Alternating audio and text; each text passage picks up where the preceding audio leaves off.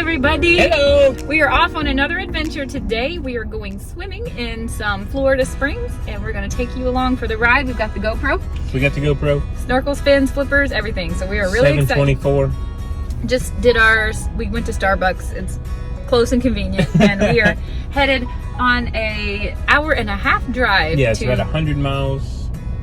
To a secret spring. We will tell you which one it is when we get there. Going north. Let's go. I said secret spring because at this point I wasn't actually sure which spring we were going to. We had a couple in mind we thought we'd like to check out, but we decided ultimately we were going to go to DeLeon Springs in Deland, Florida. Not to be confused with Ponce de Leon Springs, even though there's going to be a big sign out front that says Ponce de Leon Springs. That's way over on the west side of Florida. This is DeLeon Springs in Deland, Florida. You excited? Yeah, let's Me go. too.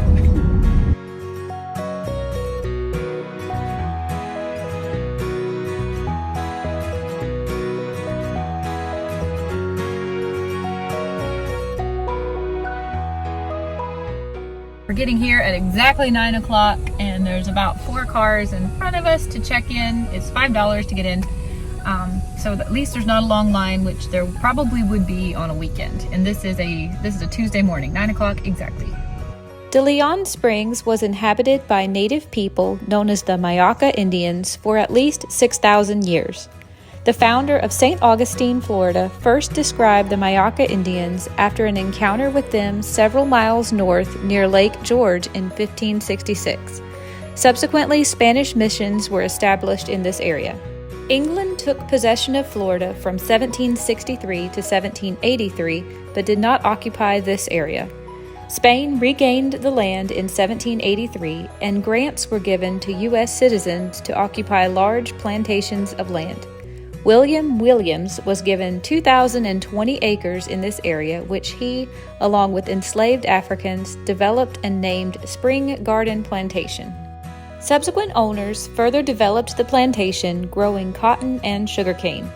John James Audubon visited the plantation in 1832, exploring the waterways and painting the limpkin, a large wading bird found in the Florida wetlands.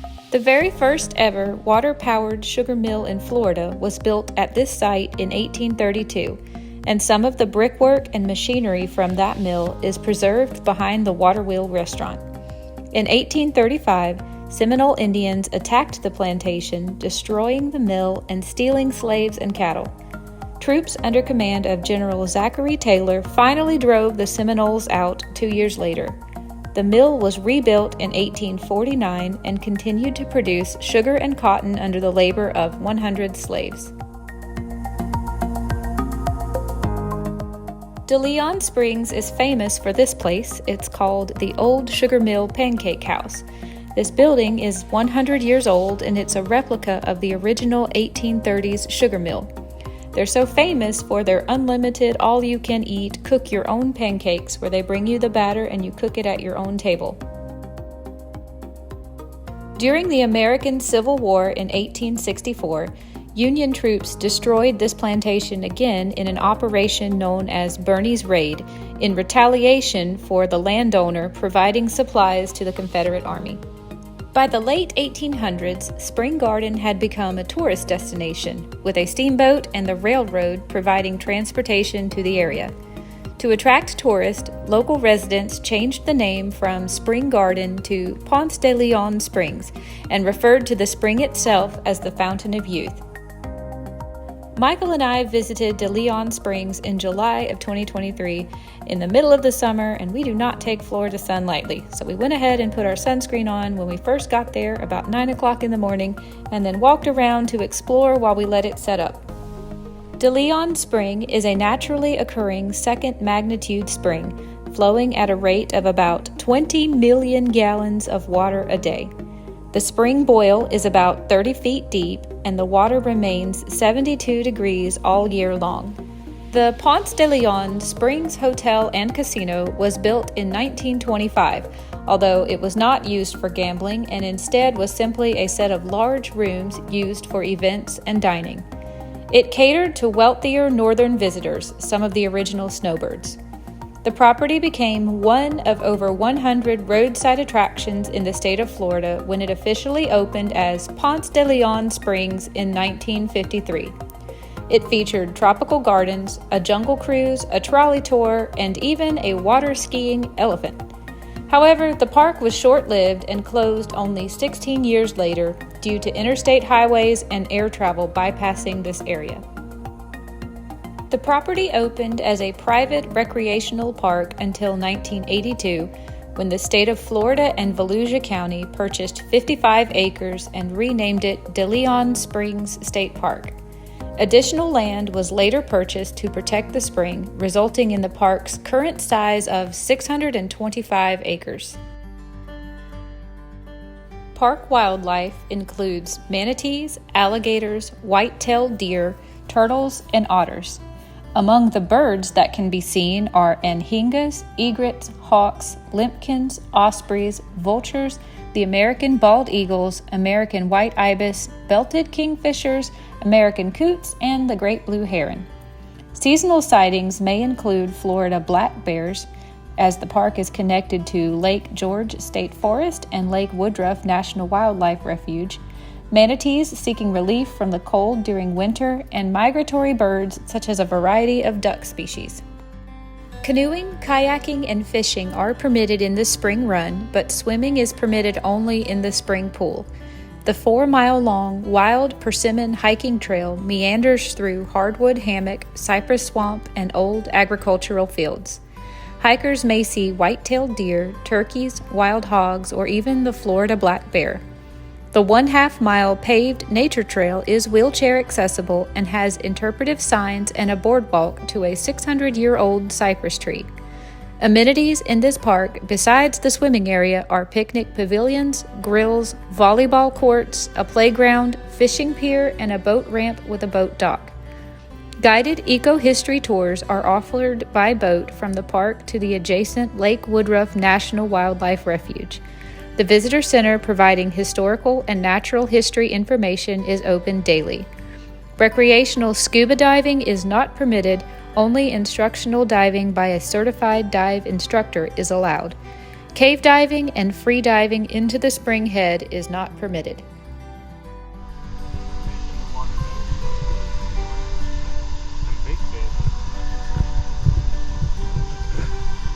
Ooh, look at that big fish over there. Right in there. Gonna get lots and lots of this. Yep. Maybe we should go out kayaking. What do you think? I don't know. I see something swimming on the surface of the water over there. I don't know if it's a I see alligator that. or not. Do you see it? Yeah, I see it. But it's something from under the water coming up. Yeah, it sure is. There was something that just come up and hit the top of the water. You see Yep. where the risk.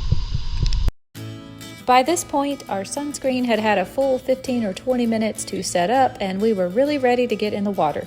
It was a pretty hot and muggy morning, but I tell you what, 72 degrees, that sounds cool and refreshing, but it's chilly when you first get in.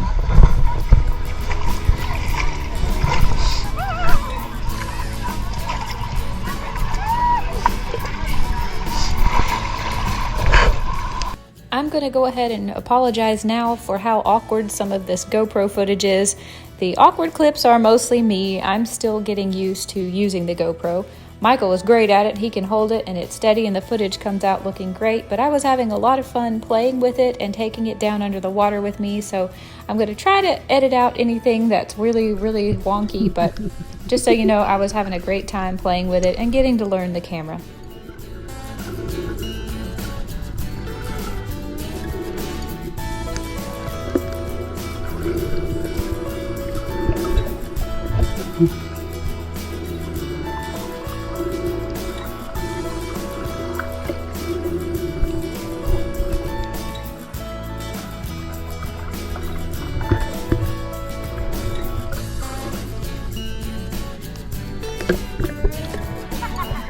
So here you get a pretty good idea of the clarity of the springs. There is quite a bit of sediment and debris blowing up because the head of the spring is right here in the swimming hole. But early in the morning, before too many people got there, it was pretty clear and we were able to see all the way to the bottom even without a mask and snorkel. And the bottom was covered in a bunch of seashells. I wasn't expecting that, and that was a nice surprise. I was too spooked to actually put my head through here to try to look underneath the bridge, but I stuck the camera through just to see what's there. We heard that during the last hurricane that we got here in Florida, a couple of turtles made it through this barrier into the swimming hole and have never actually gotten back out. But Michael and I did not see those turtles, even though we looked for them all day long.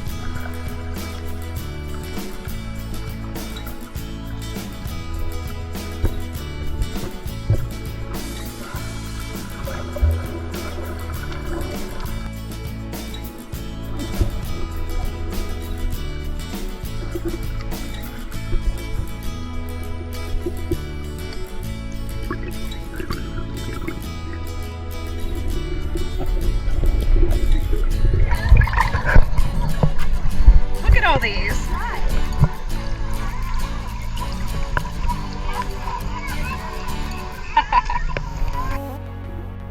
Here you see a school of literally hundreds of tiny fish. This is about as big as any type of fish that we saw inside DeLeon Springs. I'm pretty sure any larger fish are over that divider under the bridge and away from all these people.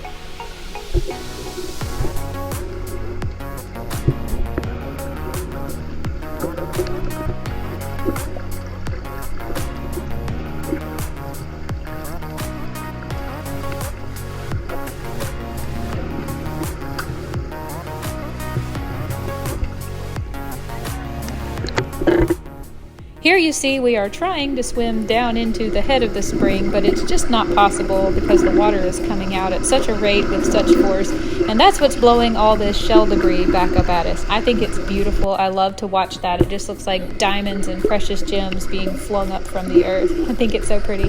The water is so much colder here near the head of the spring.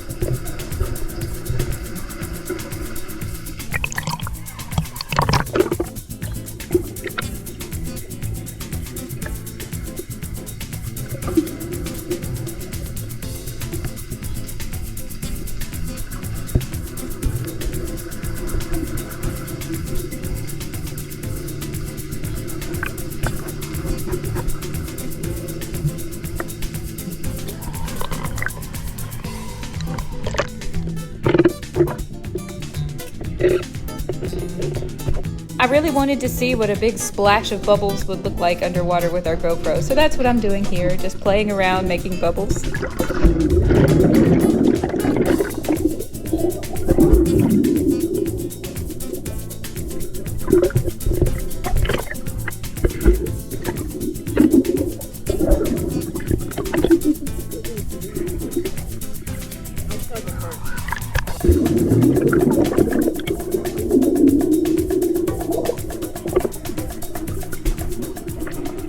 By this point, it was almost noon and a lot of people were showing up, even though it was a Tuesday in the middle of summer. I think a lot of these were groups of kids from school summer camps. So Michael and I decided to get out of the water and let them have it since we were filming, and we wanted to go check out what the boat tour would be like. We decided to go ahead and sign up for the next boat tour, which was leaving in about an hour because the last one had just left. The boat tour is 50 minutes long. It's $16 per adult. And there is a guide with you who will point out native Florida wildlife, which in our case in the summertime, mostly what you're going to see is birds, and then also plants and cool shrubbery that is native to Florida. In the wintertime, you're more likely to see things like manatees and alligators, but in the summer, it's just mostly a variety of Florida birds.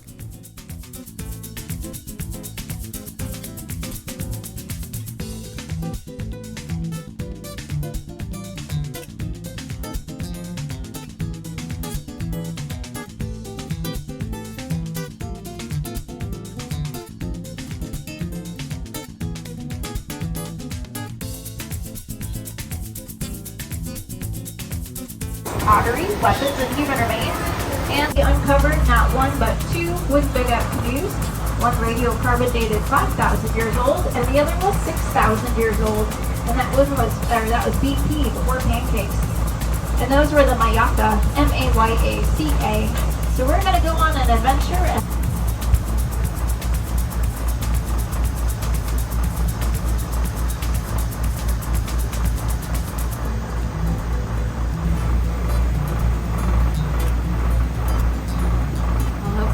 Birds around the corner here to talk about first. Egret. Now the reason the feet are yellow is because he puts them in the water, wiggles his toes, the fish come over to investigate, not till the bird has lunch. So he has his own little personal fishing lures attached to his feet. And he is maybe 4 to 5 feet to the right of that snowy egret. Hard to see because he blends in with the surroundings there.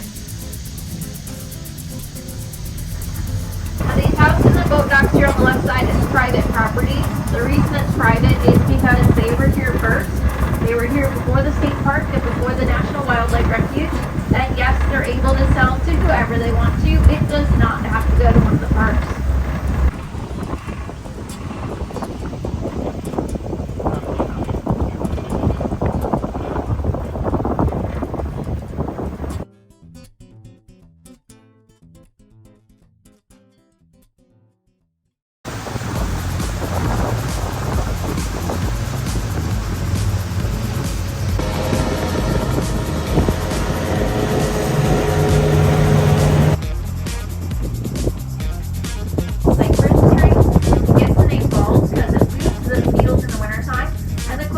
Relative to that tree are the redwoods out in California. Now it gets named snakebird because when it swims in the water, all you see is the head and the neck, and it looks like a snake. Swims underwater, spirits and fish can eat 5 pounds of fish a day. Small pink ones, those are members of the hibiscus family. Those are called the marshmallows. And the Mayaka Indians would squeeze the sap out of the stem, the roots, and the flowers, and they make marshmallows with them. Now they do think we have about 1,500 alligators here at the refuge, 1.5 billion statewide. Most encounters with alligators here in Florida occur on golf courses. So if you're playing golf and you're blowing up in the water, I suggest you take a penalty stroke.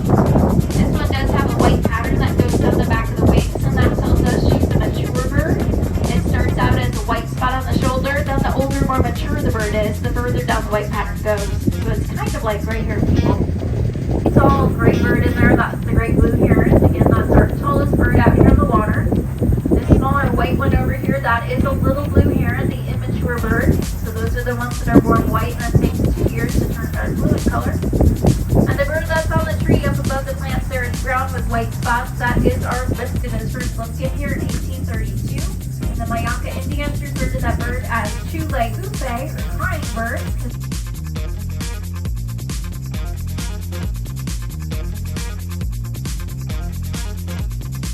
The trees changing color out here, that is our very confused red maple or water maple. They should be green right now. Very confused. We've been seeing them change color the past couple summers out here. My guess is they don't like the heat. It's too hot for them. Yeah. So when a tree turns red, that's the way for the tree to make energy. So it's producing sugar in the leaves that will get them through the rest of the summer. So they'll go green before the end of the summer. And then later in the fall, they'll turn bright red again before they lose their leaves for the winter time.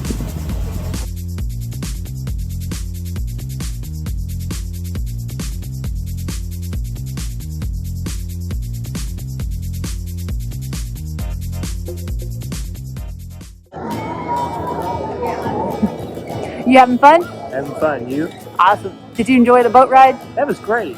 That was really great. I had no idea we had so many kinds of birds. I mean, birds have never really been that fascinating to me.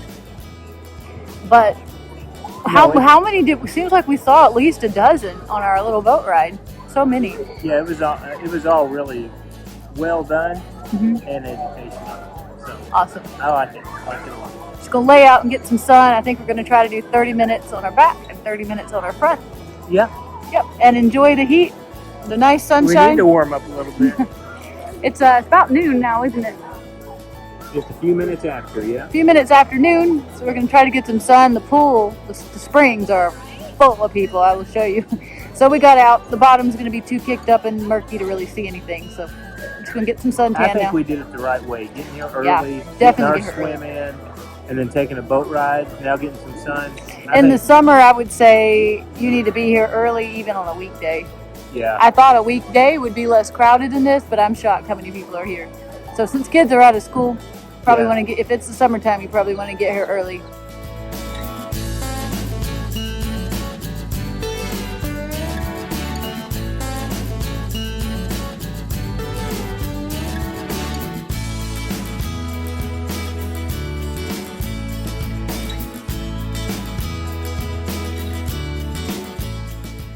I can smell the pancakes, or at least maybe it's the pancake syrup.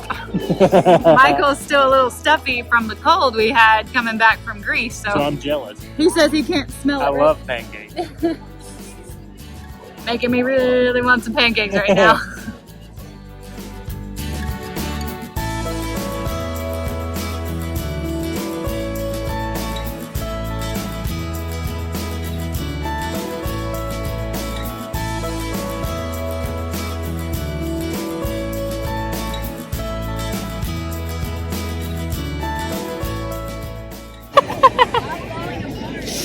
Made it snacky. Feeling snacky. We should have brought some snacks. I was not expecting we would be here this long, and I'm Me getting either, honestly, but yeah. I did have my 3 scrambled eggs for breakfast, but I'm hungry. Hungry. Look at those birds. Look at that plane way up there. Oh, wow.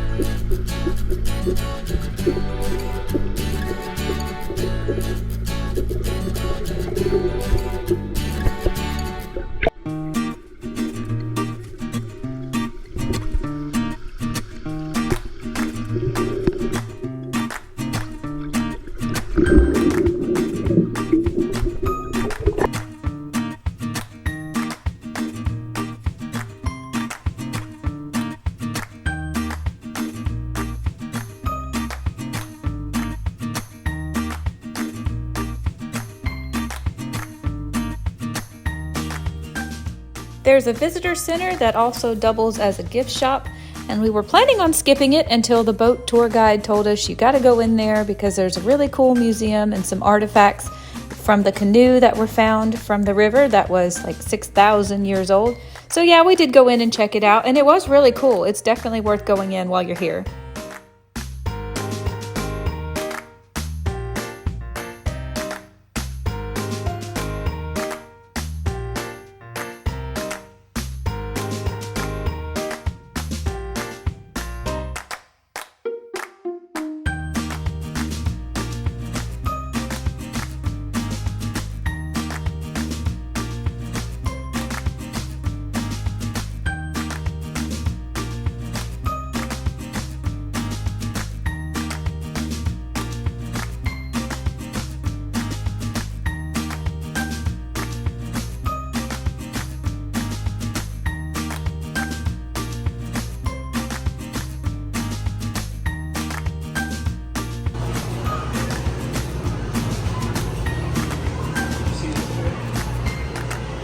This is the mammoth tooth she was talking about. Look how big that is. Yeah. Try not to collect stuff. Wow. Look at all the stuff you can touch.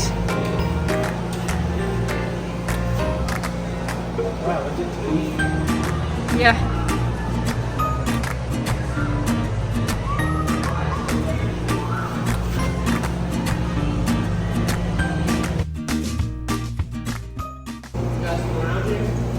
We actually just moved here.